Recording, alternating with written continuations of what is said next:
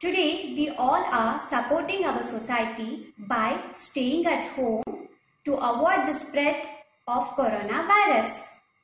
In case of any emergency, if our parents step out of the house, let's ensure they wear a mask as advised by our government. So, let's try to learn how to make a mask at home by using a handkerchief and rubber bands. Fold the handkerchief into half.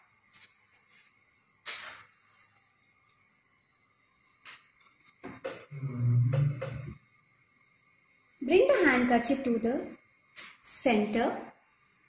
The same way, bring the other edge of the handkerchief to the center.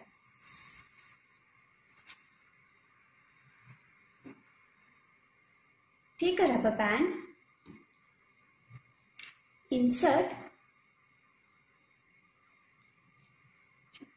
Take the other band and insert.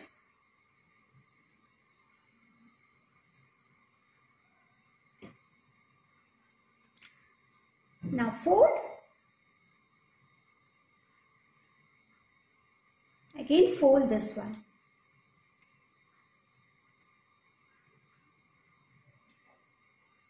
Can you all see a pocket here? I am going to insert this edge inside this pocket.